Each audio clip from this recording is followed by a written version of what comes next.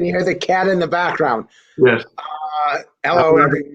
I know that we got a bunch of people. I'm looking at the notes. Welcome to my conversation with Jonathan Karl, who's the White House correspondent for ABC News. And Jonathan, I just saw you literally 60 minutes ago on my television back there. How do you go? How do you get yourself prepared for a White House briefing and then come back to your home? I do want everyone to notice, by the way, that Jonathan's Emmys are there to the right of the screen. I noticed how you're perfectly set up for this. I picked them up at the flea market over the weekend. They're good. They're just dusted off. They're great. Look, Frank, the biggest thing today was not the preparation for the briefing at the White House. The biggest thing for me was knowing that I had to come back and be here for you. And I don't know if you've noticed, but these White House briefings have sometimes gone more than 2 hours. And they often don't start till 6 o'clock. So if you start doing the math here, I was getting really worried that I was going to have to walk out on the president to get back here to be here on time for you, because I know you don't like it when I'm late. So that was my big thing today. So you and I have known each other for more than 25 years now. Yeah. And I've always credited you with breaking more stories, working harder than any other reporter. But of all the things that you've had, and we're going to do Donald Trump for a lot of tonight. Yeah. But of all the things that you've had to break, of all the stories you've done, what was the toughest?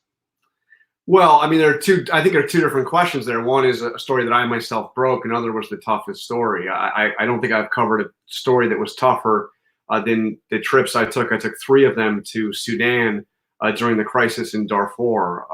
And what I saw, this is really at the height of the genocide, was some of the most horrific and just heartbreaking anguich and pain. And seeing, what was happening there, and spending time with people on the ground, it was a brutal experience. But every time I went, I wanted to go back. I wanted to tell more of their stories.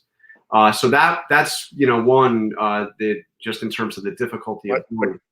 Don't jump yet. Yeah. So how do you make yourself prepared when you're going to see children that are dying? When you're going to see such horrible conditions and such inhumane conditions, how do you prepare yourself personally for something like that?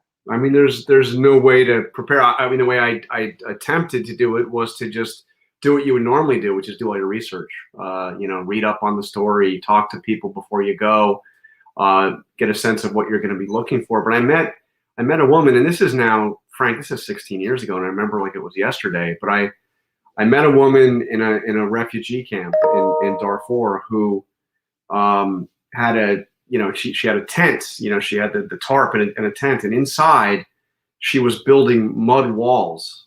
And I asked her why, and she told me that she was building these mud walls because she hears gunfire outside at night and she wants to protect herself when she's sleeping.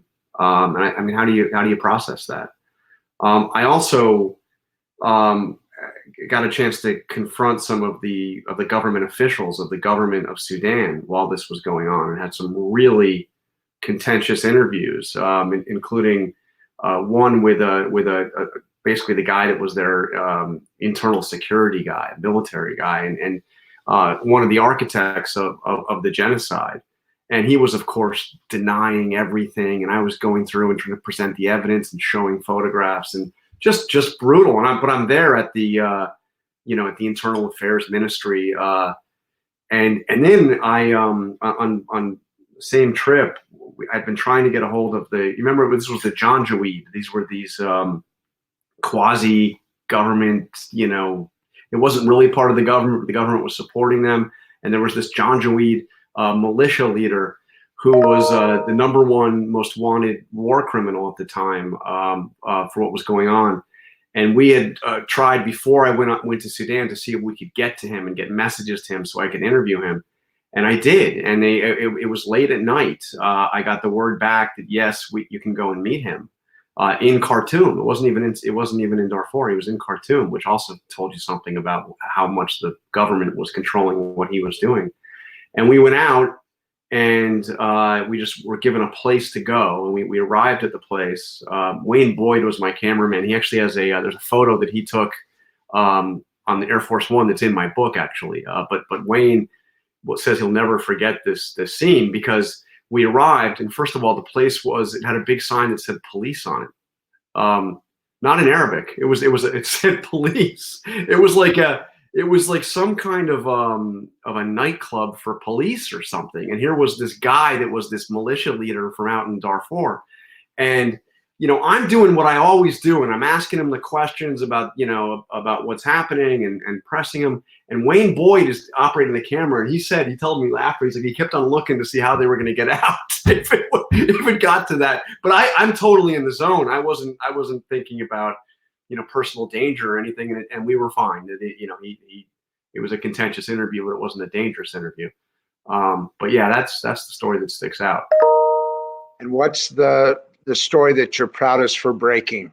The one that would not have come out if you hadn't done it? Well, it's a hard answer to answer on the fly, so I'm gonna give you one that I broke, but I couldn't actually tell anybody about, so maybe I didn't break it. But I was told the night before James Comey was going to be fired that he was getting fired, and I was told I've never had a source more serious about the terms of telling me this information. I was not allowed to tell a soul. I couldn't tell anybody. I was in New York at the time, and it was at night, and I had a whole day of major meetings, including with my bosses at ABC in New York. And all I could tell them was, guess what, guys, I have to go back to Washington. Why? Well, I can't tell you, but trust me, I have to be back in Washington. And I raced back to Washington on an early flight and went right to the White House. And when I got to the Northwest Gate, I ran into George Stephanopoulos, who happened to be down there for a meeting with Trump. He was having a lunch meeting with Trump. And Trump, by the way, meets with a lot of media folks. We can get to that at another point. But I saw George, and I couldn't tell George while I was there either. So I said, George, when you go in, just ask him how things are going with Comey. I get a sense, it's not going to. Just talk about Comey. Just get him going.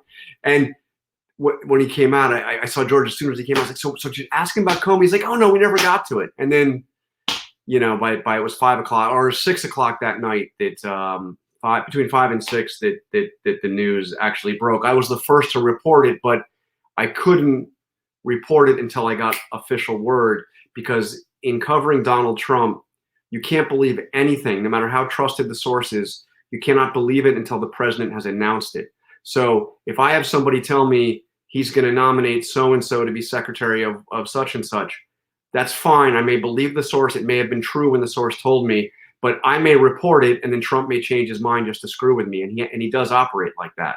I can add to that, by the way. Yes. Mick Mulvaney did not know he had been fired when he was out in Las Vegas. And as a friend of mine, I'm telling him, I really hate what just happened to you. And what just happened to me? So I want to add, because this is the purpose of this. I want to make sure this is well framed. Front row at the Trump show. This reached #1 on Amazon. This reached #2 on Barnes & Noble. It's sold out at Powell Books, which is the largest independent bookstore. You can get it right now at Barnes & Noble. They've not completely sold out. Amazon. John, your book is doing great. The reviews have been great. And it's now time to get to Trump. First, because I want this to be a straight conversation, where is he most misunderstood? In the positive way and the negative way. Where is he better than most people would realize? And where is he worse? You know him better than anyone. Well, I think on where is he better, there's such a gap often between his actions and his words. So the things that generate such outrage, continual and consistent outrage, are his words, through his tweets or through his public statements, through his interviews with Sean Hannity, wherever they are. But I think that there is often a disconnect with what he says and what he actually does. And the example right here in this current crisis is an important one. I mean, he has said some things over the course of this COVID-19 crisis that have been, have been outrageous, have been totally disconnected from the facts, have confused people. It was a week ago today, I believe, right when he was talking about filling the churches on Easter Sunday, and how we're going to soon be over this. April 12th is Easter Sunday. He came out on a couple of days later and said, well, the single worst day might be in 2 weeks. And 2 weeks, that was 2 weeks, 2 Sundays before Easter that he said that. So now suddenly it was like that was actually going to be the absolute worst. But in the end, he didn't act. He didn't lift any restrictions. He didn't go against the experts. He said things that the experts would never have wanted him to say. But when it came time to make a decision and to do what he was going to do, at the end of the day, he listened to Anthony Fauci. He listened to Dr. Birx. He listened to the CDC. And he kept the restrictions in place until now at least until the end of April. So you may hear him say things that are completely, way out there and would be dangerous. And then he acts in a way that is often more responsible than his words would suggest. So I'm going to ask you, and this would be the toughest question of the whole conversation. Why'd you do this right at the top? Can't we do the tougher one later? No, we're far enough along that everyone who's coming in is coming in. Should we be? Or do you wait to build up your audience before hitting me with the tough question? Should we? Okay, I get to do the questions here. You're the respondent for once. But don't be a cutie pie, Frank. All right? Yes, that's a message to a baseball player who I do believe is watching us right now. Okay. Should we be afraid that Donald Trump is president, or should we be grateful? Look, that is not a question for me to answer. I think that there are things that are deeply concerning, but that is not a question for me to answer. No more than I would tell you who to vote for in November, Frank. Okay, then let me go back to the book. You've been surprised. I mean, just incredibly honest. You have held him accountable for things he has said to you and to others in the media. And we all know that there's retribution, that there can be hell to pay. And we saw it today in the press conference. Yeah. Aren't you nervous about what you wrote, that he will read it? Or if he doesn't read it, that somebody will read it to him and he'll hold it against you? So I wrote this book because I wanted, first and foremost, I wanted to tell the story of this era from my perspective. I think that I've had a vantage point on history that is like any other White House correspondent has ever had, both because I've had this relationship with Donald Trump for so long and because he is such a unique figure. And my interactions with him, I guarantee you, are unlike any reactions that any president ever had with a White House reporter. So I wanted to write this so that 20 years from now or 50 years from now, if people came up to old man Frank Luntz and said, what was that all about? What was the Trump era all about? I would want you to say, read this book. This will give you a sense of what it was like. And I would want that to be, for people both sides of the political spectrum. So I have actually had some positive feedback on this book, believe it or not, from people who can't stand Trump and think he's nuts and a threat to our country, and people who adore Donald Trump. One of the people who tweeted a very positive statement on this and recommended people to go out and buy it was Corey Lewandowski. Now, I wasn't expecting that, but that's what he did, because I think he sees that I have made an effort to treat the president with respect and to treat him fairly. Now, that does not mean that I'm not going to be tough. And as you mentioned, there are things in here that I'm sure would upset him. I think there are things in here that he'd also really like in this book. And I would hope that he would think that I did an accurate job of kind of mapping the trajectory of this incredible ride that he had into the White House. So repeatedly on these pages, more than a dozen times, you talk about the distance between what President Trump says and the truth. I got a simple question for you. How does he get away with it? Why is he Well, not held more accountable for what he says? first of all, I don't know that he does get away with it. I think he's almost in exactly the same position when he got elected. He's got, roughly 40% of the country, maybe between 30 and 40% of the country, that really would support him if he shot somebody on Fifth Avenue. I mean, maybe the most honest statement he ever made, by the way. That was a statement that he made in Iowa before the caucuses about the loyalty of his supporters, and that they would support me even if I shot somebody on Fifth Avenue. And they'll believe anything, and he'll come out and say the diametrically opposite thing 5 minutes later or 5 days later, and they'll be, okay, yeah, that's the way it is. So he has an incredibly loyal following. And then he has roughly between 35 to 45% of the country that won't believe anything he says, no matter what, even if it's completely accurate and completely true, and even if it comports with their beliefs. And that's where we're at. And I find that deeply troubling, because it means that the needle doesn't move very much, and that you can do all the reporting you want in the world, and not that my reporting is designed to change people's minds, but no matter what it is, minds are not going to be changed. I mean, there will be some change, but you have that block on each side that is set in stone. They're not going to think any better of him, and they're not going to think any worse of him, no matter what he does. So how do you decide when to push? And I was watching today, and he shot back at you because you said you had 3 questions, and he says, John, you always have 3 questions. Just ask me one. I said 2. I wanted 2 questions. Yes. It was my third question of the briefing, but I said, I've got 2 questions, Mr. President. And he said, what is it with you? Why do you always have 2 questions? How about one? And I was like, well, they're both. And you want to know what the question I didn't ask was? Go ahead. This is kind of interesting. So it was towards the end of the briefing, though. So I asked him about the situation in New York, the ventilator situation, about Fauci suggesting that every state should have a stay-at-home order, all that stuff. But at the end, I said, I've got 2 questions about continuity of government. And that's when he cut me off and only let me ask one. So the one I asked was, what are you going to do to be sure that if this virus is still here in November, or if it's come back in November, that we're still going to be able to have a general election? That's the one I got out.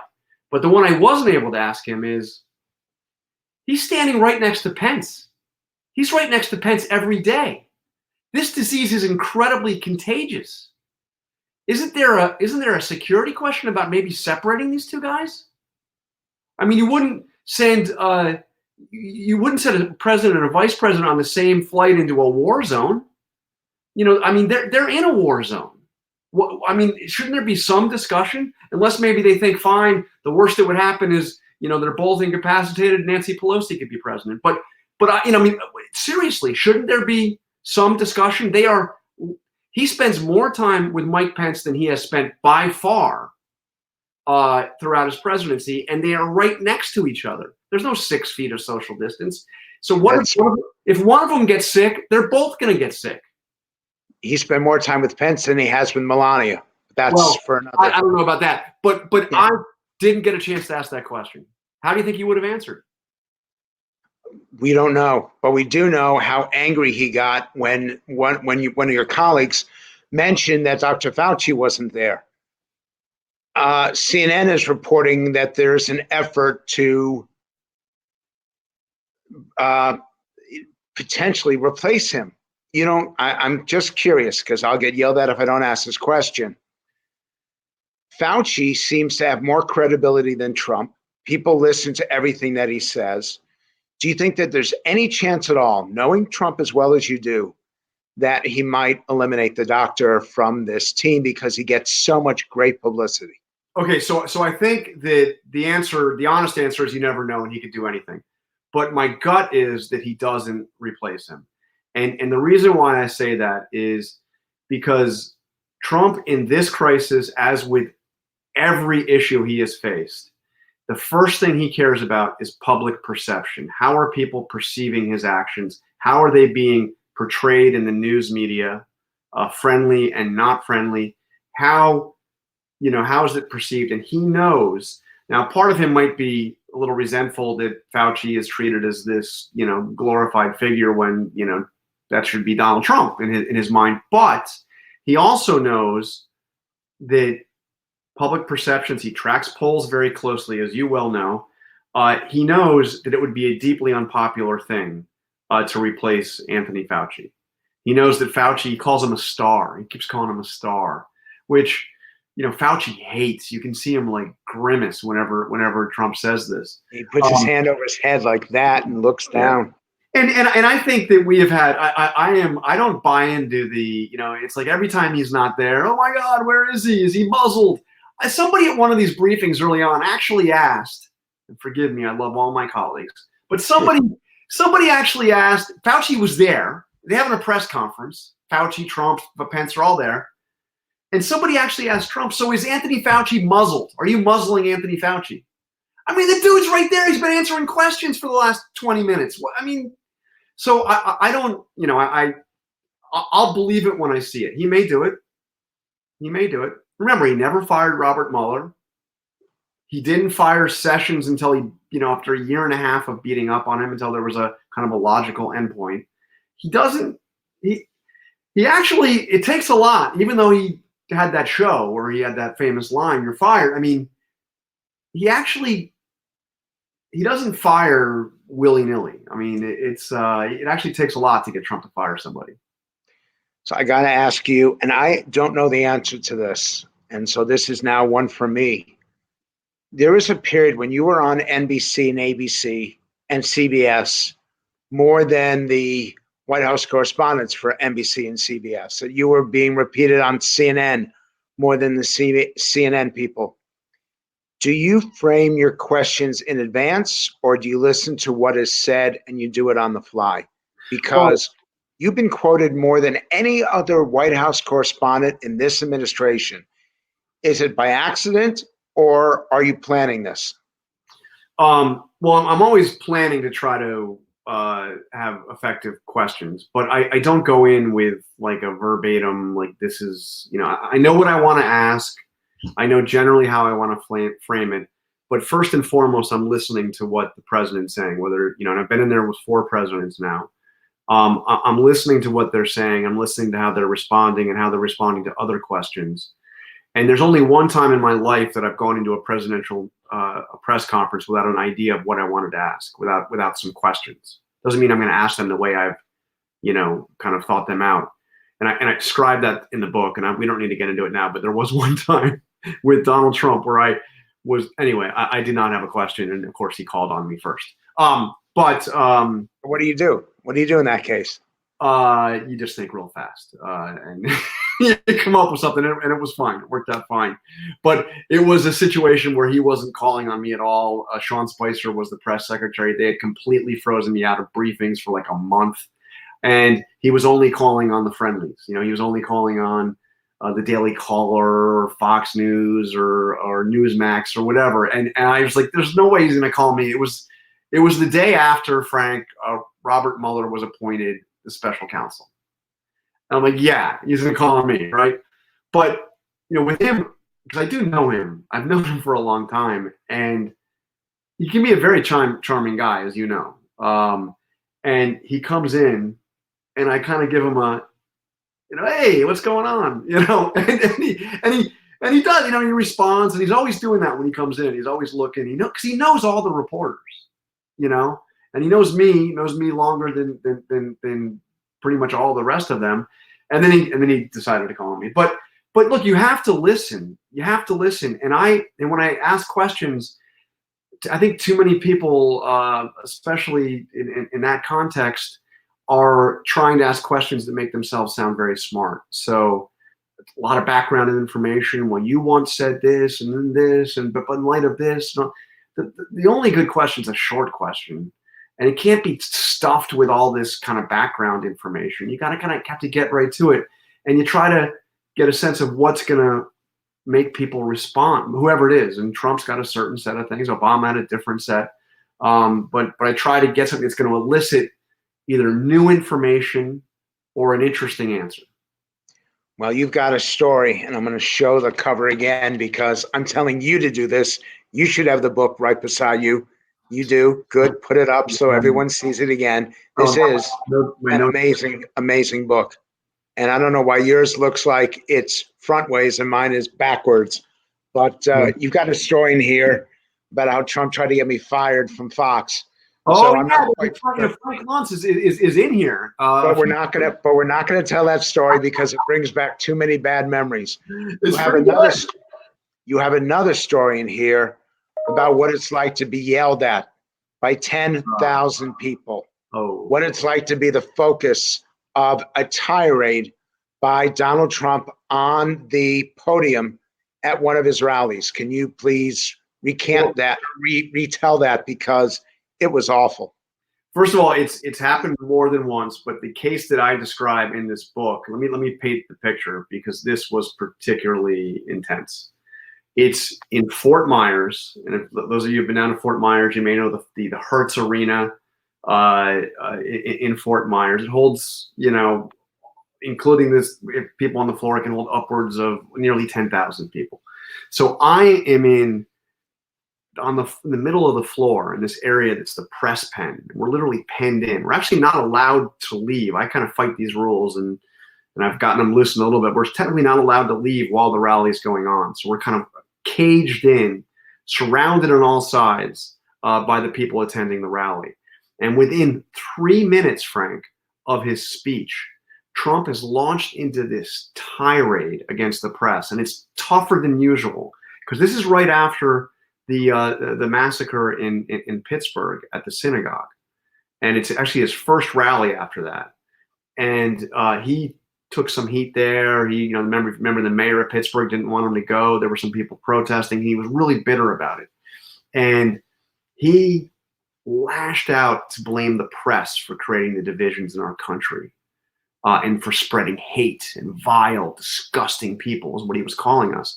And as he's going, he's getting the crowd riled up, and they start turning towards the pen and towards me. I'm like the most recognizable figure at that point that was there. Jim Acosta wasn't there. If he was there, he could have taken some of the heat. But they're like chanting, and actually the generic chant they end up using, and this we hear a lot, is CNN sucks. Now, I don't work at CNN. I used to a long time ago. I don't think these people know that. But that's like the generic, like it's an easy thing. That's, all the press is. But they're chanting, kind of sneering at us. But what made it remarkable was not that, and that was remarkable.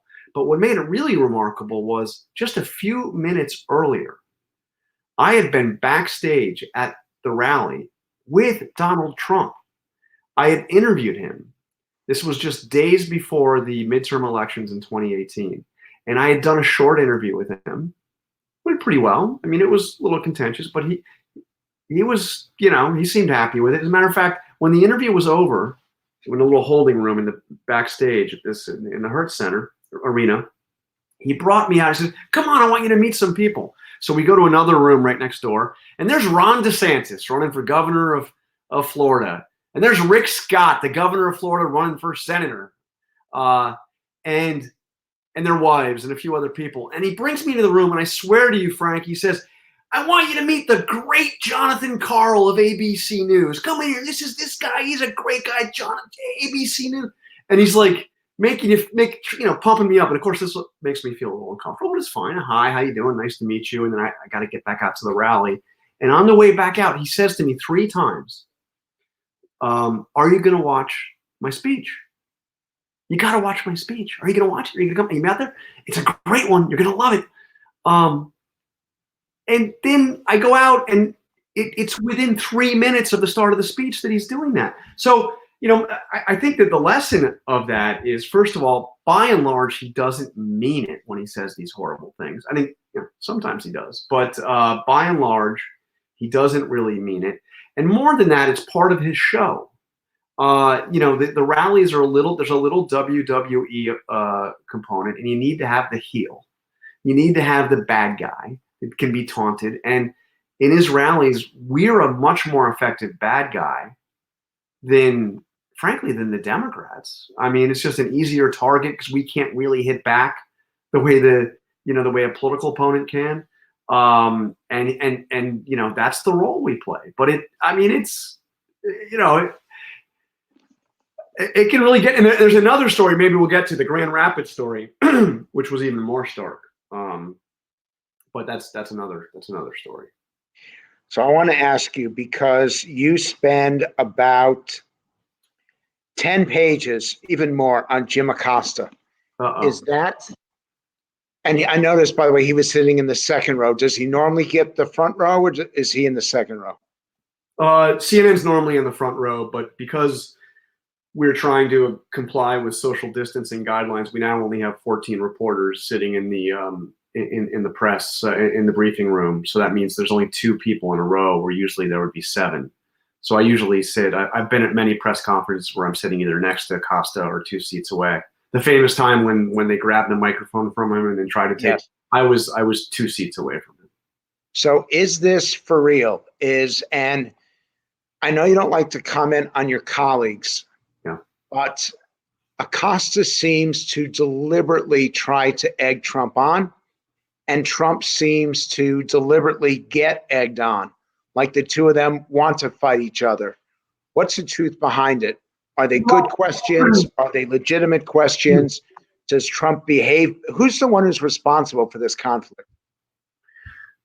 I mean, they both are, but I and this is not comfortable territory, but I wanted to be completely honest with this book. I wanted this book to stand the test of time. So if I had to say some things that were uncomfortable and maybe get me in a little bit of trouble in the short term, fine. I wanted it to be a full accounting of all of this. And look, I'm the president of the White House Correspondents Association, and when Jim Acosta, when they took his credentials away, which was after that press conference where they took the microphone, and I fought, and the way I would paraphrase Voltaire here, I will fight to the death to defend Jim Acosta's right to be there and ask the questions that he asks. But I don't agree often with the way in which he goes about it. And I don't know, I don't like to, I've never been public with this kind of criticism before, but I wanted to lay it out in the book because I told the story of fighting. We went to court. We did an amicus brief, which I'm very proud of. Our lawyer, George Lehner. It's a great document about freedom of the press and the importance of the press being able to cover the president at the White House, and the importance of not allowing the White House to decide which reporters can come in or not. But Jim has in that particular press conference, he began his question by saying, "Mr. President, I want to challenge you," and then he went into his question. And we're not there to. I mean, yes, I will ask questions that are challenging, but we're not. This is not a debate. We're there and we'll ask tough questions, all that, but it's not so much about us. And then the incident that I described was where Ivanka Trump was asked by our friend Mike Allen whether or not she believed the press is the enemy of the people, and she said no. So the next day, Acosta, actually he didn't even ask the question the first time. Another reporter said to Sarah Sanders at the press briefing, "What do you think? Do you agree with Ivanka or the president? Do you think that we, the press, are the enemy of the people?" And Sarah Sanders speaks for the president, so she chose not to disagree with her boss, and she didn't disagree. She said, "I understand his frustration." Then Acosta got up, and he was just outraged that the press secretary wasn't going to say that we weren't the enemy of the people. And the way which is a good thing to actually be asking about. I'm not saying it's not, but the way he worded it, and I have it in the book, and you have my exact words there, but the way he did it was to say, "I think we deserve better. We here who are here every day, we don't deserve that." And it's like, it's not about us. The president can insult us all he wants. Who cares?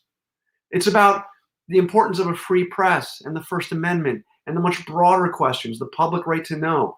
And he was putting it in the context of, you are insulting me and us here in this little room. And then when it was over, he got up on CNN and he said that reporters should go out into Lafayette Park and protest and carry signs that say, "We are not the enemy of the people." I'm like, are you kidding me? We are not the resistance, and reporters shouldn't act like we're the resistance. Donald Trump has tried to portray a free press not just as the enemy of the people, but the phrase he uses is the opposition party, which was a phrase first used by Steve Bannon. I have a story about that in the book too. Bannon didn't really mean it either. He told me why he used the term. But we shouldn't act like the opposition party. And it's tough because in this administration, you often have to be correcting things that aren't true, and you have to be challenging the president to use Jim's words, even though I wouldn't use that word in talking to him. But that's what we are doing. But you have to do it in a way that shows that what you were trying to do is to get at the truth. You were trying to get information and get accurate information. You're not trying to, take down the president. And good for you. By challenging him.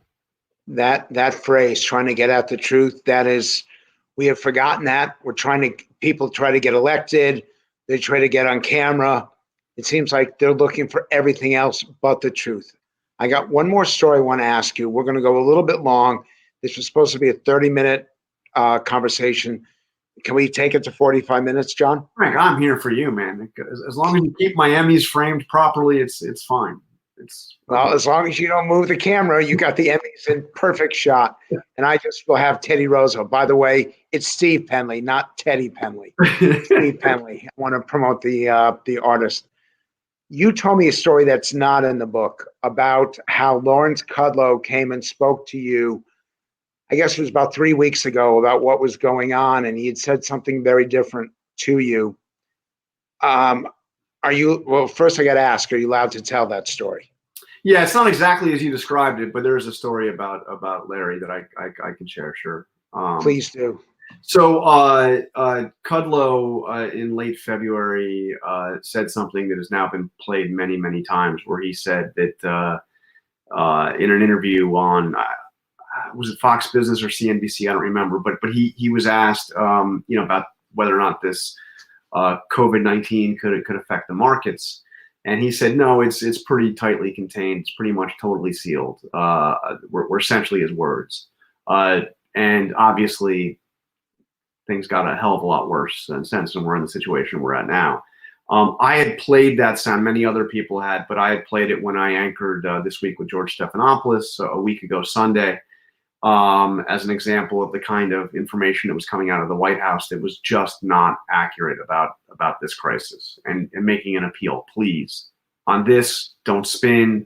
You got to be accurate. People have to trust the credibility of what's coming out of the White House. It's a matter of life and death. So I ran into him. He was at a press briefing the other day with the president. And as he came in, he saw me sitting there in the front row, and he says, oh, we have to talk. So I talked to him right after, and he just wanted me to know that, and I think Larry Kudlow's a really good guy. I like him a lot. I've known him for a long time. And he just wanted me to know that he didn't intentionally mislead anybody, that was the information that he was given at the time. He talked about how throughout his career, he had a thing called Kudlow forecasts. He's like, sometimes we're right, sometimes we're wrong. What he acknowledged that what he had said back then obviously turned out not to be wrong, but he didn't know it. And he just really wanted me to know that he was not intentionally misleading anybody. And I told him, look, I totally take your word on that. I don't think he was either. And I think he's a good guy, and I don't think he would intentionally, mislead. But it was a horribly irresponsible thing to say, because it really was not accurate at that moment, and a lot of people knew it wasn't accurate at that moment. And maybe the people that were briefing him were singing a happy song, and and not not in touch with the reality. So anyway, that's these are human beings, and we get to know. I mean, no matter what the administration is, you may have you tangle back and forth, but you get to know, and these are people that are working hard and trying to, and for the most part, really trying to do the right thing. I believe that of Democrats and Republicans. I believe by and large, the people that go into government service, whether they're members of Congress, people that work congressional staffs or at the White House, trying to do the right thing. And I think that too often, people in my profession, but also, the public, you tend to, always think people have the worst motives, and I think for most it's actually not the case. So let me talk about the motives, because it's a question that I remember. It's a question I could relate to. It's Pete Alexander. Yeah. He asked about Americans who are afraid, and I've been watching the commentary on the right-hand side. And this actually comes from one of the people who's watching now. When he asked that question, I thought to myself, before Trump answered it, good for you, because this is how I feel. And Trump just laid into him, just called him a horrible reporter, just beat him up on live television. I don't understand it, and perhaps you can put it in perspective. It seemed like a great question to me. It seemed like a legitimate question to me. And it seemed like Trump's answer was just awful. Am I wrong?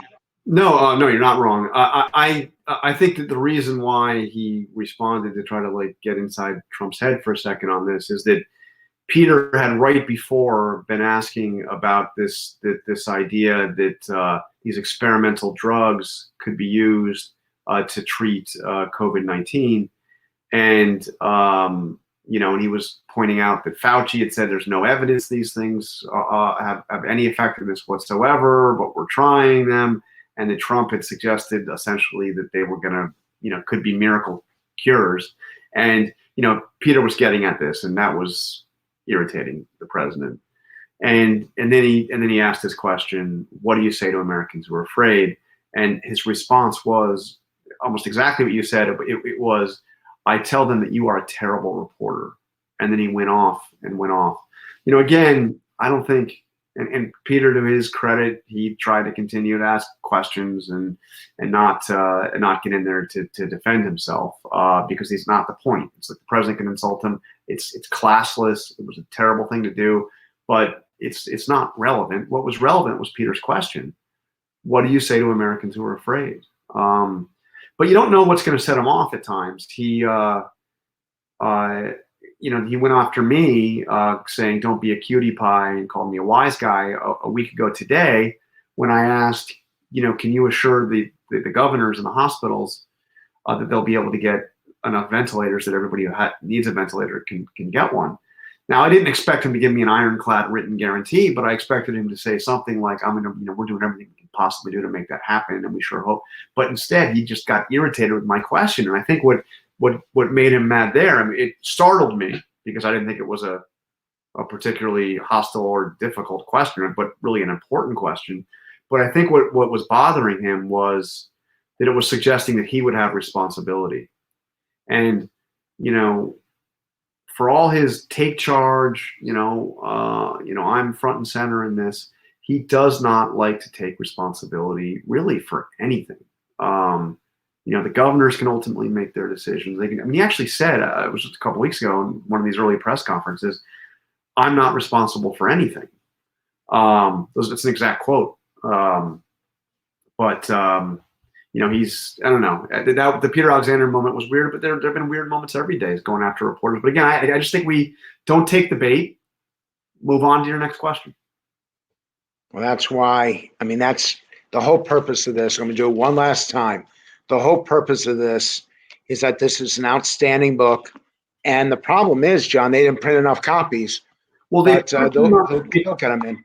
They printed enough copies. The problem is that Amazon's had some distribution issues. So that's why there's a little bit of a delay in Amazon. It says temporarily out of stock, but as I understand, you can actually buy it on Amazon and it will still go out. It'll just be a few days delay. Barnes & Noble still has copies. A lot of the independent bookstores, not Powell's, still have copies, so you can get copies. And I don't know if you pointed out, people can actually press a button on the bottom of the screen right there, Frank, and it will give you a choice of where to buy it from. Right there. And I've got to tell you, one of the things I'm really proud of in this book is the audiobook, because we went through and did an extensive search to get sound from old interviews, old events that I described, and we incorporated it, sprinkled it in the book. And I did the voiceover, but I also had the actual events to play with in the old interviews. So I think it's pretty cool. So there's that. And Frank, can you show everybody your book? Can you show them the dedication page? Because no. Oh, come on, Frank. Because it's dedicated to my wife who's here, to my daughter Emily, my daughter Anna. They all helped me with this book. And look, so Maria, Emily, and Anna, and Frank too. I mean, it just shows Frank. Now, John, I got 3 questions for you. One of them is from Jim Gray because I'm watching the stuff Jim Gray. go through. Yes, but it's a You're very professional, man. it's a direct question. He's the best interviewer of all. Yes. Who would you rather be covering, Barack Obama or Donald Trump? Ooh, it's much more. I mean, okay, I'm going to get in trouble for saying this. So can we put this off the record so I can just say it? I mean, it's. I don't know how that works, but go ahead. Which one? Look, they're different. They're different, but I mean, covering Trump as a reporter is it can be a much more frustrating story to cover because of the way he treats the press and all of that, and because of his propensity to say things that aren't true. But this is a story with such intense public interest, and that's what you want as a reporter. You want to be covering a story that the public wants to know about, and people want to know whether people think Donald Trump is crazy or they think he is a genius, or there is a little Venn diagram. Some of them think he's both. That's a good story to cover. And it's also much more unpredictable covering Donald Trump. And the definition of news is stuff you didn't think was going to happen. And it was a much more, managed process under Barack Obama, and moved much more slowly. That may have been better for the country, or maybe not. I'll let others decide. But as a reporter, it's more interesting to be covering something when you have absolutely no idea what's going to happen in the next 5 minutes. So I'm going to take you out of the book. You and I have known each other for 25 years. I'll acknowledge to the people who are watching that I am afraid. Yeah. I am legitimately. No, I don't let people in the house anymore. I do all that social distancing, which is a horrible phrase, and they could have done much better with that. But John, you know more than anyone. You know more than anyone in that room. You know as much as the people on stage because you know the truth. Are you afraid? Well, I am. I am. I mean, this is, I think, the biggest crisis, the most dire situation that we've seen in our lifetimes, and when we've been through a lot. I mean, 9/11. This goes beyond 9/11. It's hard to imagine saying that about anything.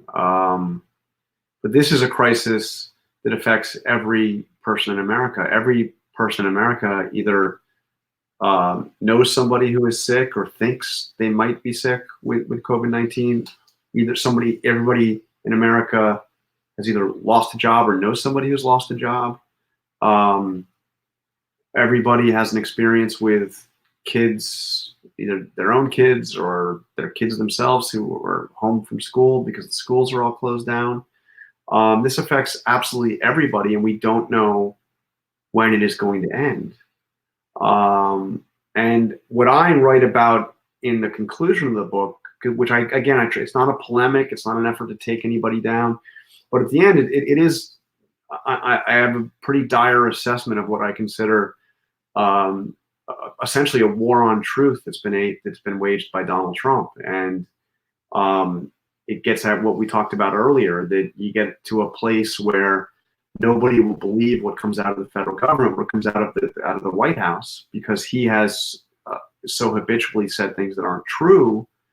And then he's also at the same time undermined the faith of the people who do believe in him, to the point where they won't believe what they read in a newspaper or they see in a television news report. All this fake news, it's all lies. It's deeply disturbing to get to a point where nobody can agree on what the truth is. And I write in the book that that's troubling for our democracy because we are so deeply divided, but we've been divided before. The difference now is that we're not just divided on our opinions, but we're divided about what the facts are. And now it's beyond that because having true and accurate information that you can trust can literally be a matter of life and death. So ultimately, I'm an optimist. I think we get through this, and I think the pendulum swings back. But it is a dark time. So I'm going to ask you, and half of this comes from your former boss, Ben Sherwood, and my former boss. He wants to know who you trust, and I want Ben on this. Specifically, Ben is, yes, he's made a comment here. Oh my goodness.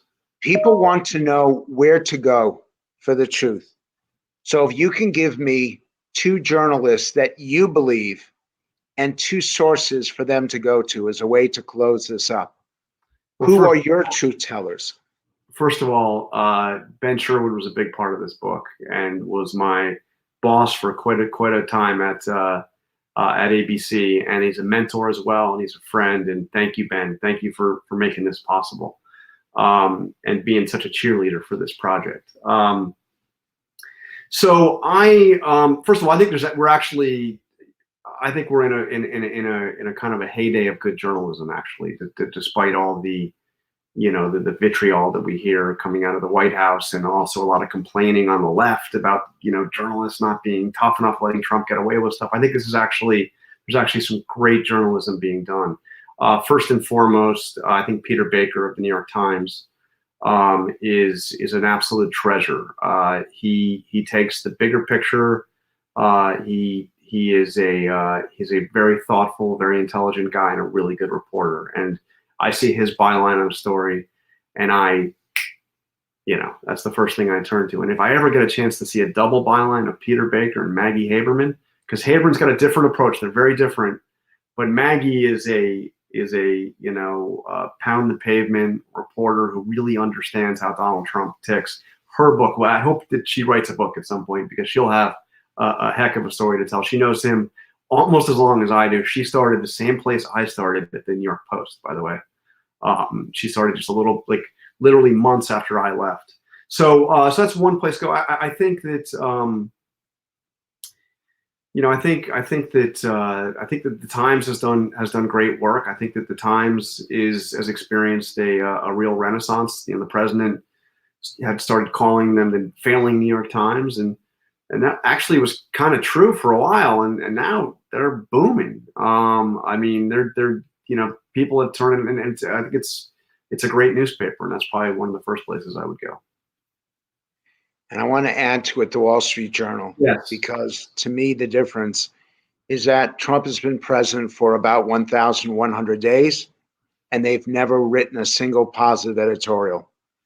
And that at the Journal, forget about the editorial page, but I do think that you are more accurate. I am more likely to believe the front page of the Wall Street Journal than I am the front page of the New York Times. I just want to throw that out to you. Again, I'm going to show the book.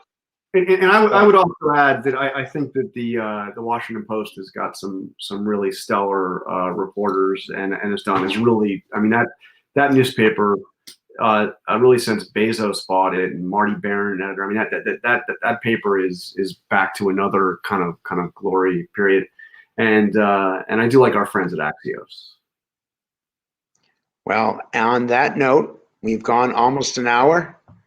John, you're not just a wonderful friend, you're brilliant. And you've got the courage that I wish I had on my weakest, worst day. And I watch you in the White House, and I think to myself, I know that guy in the front row.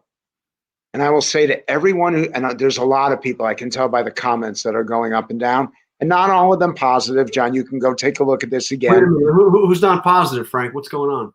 I don't know if you can see them, but there are a few that aren't. Okay.